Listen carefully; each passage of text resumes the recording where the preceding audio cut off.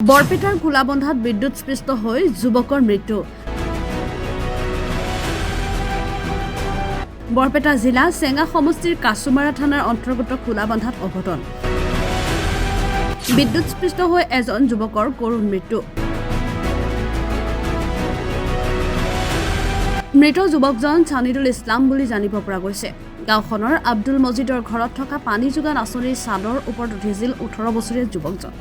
ছাদৰ ওপৰেৰে পাৰ হৈ যোৱা বিদ্যুৎ পৰিবাহী তাঁৰত লাগি বিদ্যুৎস্পৃষ্ট হৈ অচেতন হৈ পৰে যুৱকজন। স্থানীয় লোকে যুৱকজনক ততাতৈয়াকৈ প্ৰথমে আলুপট্টি ক্ষুদ্ৰ প্ৰাথমিক স্বাস্থ্য কেন্দ্ৰলৈ নিয়ে যদিও চিকিৎসক নথকাত নগৰবেৰা ব্লক প্ৰাথমিক স্বাস্থ্য কেন্দ্ৰত ভৰ্তি কৰে যদিও চিকিৎসকে যুৱকজনক মৃত বুলি ঘোষণা কৰে। এই ঘটনাই সমগ্ৰ অঞ্চলটোত চাঞ্চল্যৰ সৃষ্টি কৰিছে।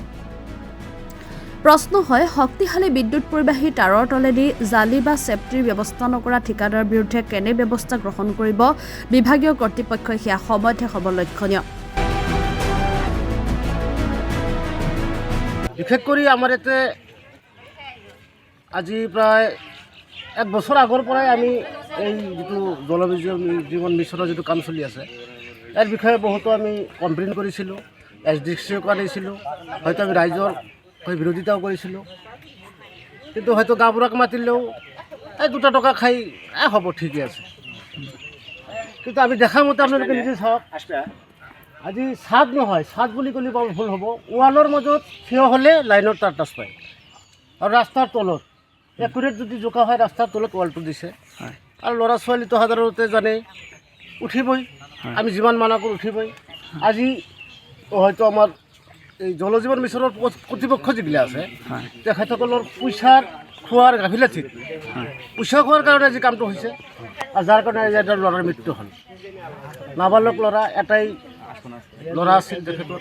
ল'ৰাটোৰ নাম কি? ল'ৰাটোৰ নাম ছানিদুল ইছলাম আছিল। তোৰ দেউতাৰ নাম? তেওঁৰ দেউতাৰ নামটো মই ইমানকৈ নাজানো। দেউতাৰ নামটো কি আছিল তেখেত নাই, হয়তো সেই মায়ে কষ্ট কৰি তেওঁক মানুহ বনাই আছে। আজি সেই ল'ৰাটো আজি এই ৱালৰ সাধাৰণতে এই ৱালৰ ওপৰত উঠি তাৰমানে কিবা কৰি সেই লাইনটো টাচ পোৱাৰ লগে লগে এক্সিডেণ্ট হৈ হয়তো পৰি গ'ল। আচলতে কাৰ গাফিলতিৰ কাৰণে এনেকুৱা হৈছে? কাৰ গাফিলতিটো বিভাগীয় কৰ্তৃপক্ষ হ'ব, গাঁওবুঢ়া আছে, SDC আছে, তেখেতক মাতিছিলোঁ। জল জীৱন মিছনৰ যিটো কৰ্তৃপক্ষ, কোনে, নামটো কি?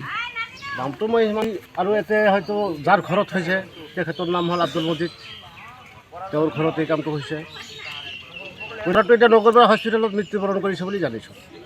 গতিকে মই এইটোৱে আপোনালোকৰ জৰিয়তে আহ্বান জনাওঁ যে ভৱিষ্যতে যাতে কোনো জেগাত যদি কোনো ধৰণৰ কাম হয়, এনেকুৱা যদি চৰকাৰী বা কিবা কোম্পানীৰ কাম হয়, যাতে সঠিক তদন্তৰূপে কামটো হয়, যাতে কোনো ধৰণৰ সাধাৰণ মানুহৰ ক্ষতিগ্ৰস্ত নহয়। আৰু দ্বিতীয়তে মই এটা কথাই আহ্বান জনাওঁ আপোনালোকৰ জৰিয়তে চৰকাৰক, আজি যিটো ল'ৰা আমাৰ মাজত নাই, অতি দুখীয়া দৰিদ্ৰ পৰিয়ালৰ ল'ৰা, হয়তো দিন মজুৰি কৰি তাৰ মায়ে এই সন্তানটোক পালি আছে। এতিয়া ল'ৰাটোৰ ওপৰত ভৰসা কৰি আছিল, 2 দিন পিছত সেই তাৰ মায়ে কি কৰি খাব? যি মানুহটো মাইকী মানুহ হয় ঘৰৰ বেলেগৰ ঘৰত কাম নকৰিলে সন্ধিয়া খাব নোৱাৰি। গতিকে মই এইটোৱে আপোনালোকৰ জৰিয়তে আহ্বান জনাওঁ চৰকাৰক, যাতে এই মহিলাৰ দেখি বা এই ল'ৰাটোৰ পৰিয়ালৰ দেখি সুদৃষ্টি দেখুৱায় বা হয়তো কিবা চৰকাৰী অনুদান দি যাতে এই পৰিয়ালটোৰ ফালে চায়। যিটো ল'ৰাটোতো নাই, তেখেতৰ পোৱা নাযায়। গতিকে মই আপোনালোকৰ এতিয়াও কওঁ, যিটো লাইনৰ হেৰি আছে আপোনালোকে চাওক, এই লাইনটোৰ তাৰৰ তলত যিটো ৱাল দিয়া আছে, এইটো যদি কিবা ৰাস্তাৰ পৰা যদি 3 ফুটমান বা 4 ফুটমান ভিতৰত কৰা যায় ৱালটো, নিশ্চয় ছেফটি হ'ব। আৰু এইটো চাওক, কোনো ধৰণৰ ছেফটি নোহোৱাকৈ কামটো হৈ আছে। গতিকে আপোনালোকৰ জৰিয়তে মই বিভাগীয় কৰ্তৃপক্ষক মই এইটোৱে জনাওঁ, যাতে সঠিক তদন্ত কৰি, এতিয়াও সময় আছে, ভৱিষ্যতে আৰু মানুহৰ ক্ষতি হ'ব মই বিশেষ ক'ব নিবিচাৰোঁ। গতিকে মোৰ এইখিনিয়ে, মই বিভাগীয় কৰ্তৃপক্ষক কলজোৰে অনুৰোধ জনাওঁ, তেখেততে যাতে আমাৰ এই ভালকৈ তদন্ত কৰি এই ৱালটো হয় পিছুৱাই লৈ যায়, নহ'লে লাইনৰ তাৰটো কি ব্যৱস্থা কৰে। নগৰবেৰাৰ পৰা ইমনুল হাছানৰ ৰিপৰ্ট, আছাম ফ্ৰণ্ট।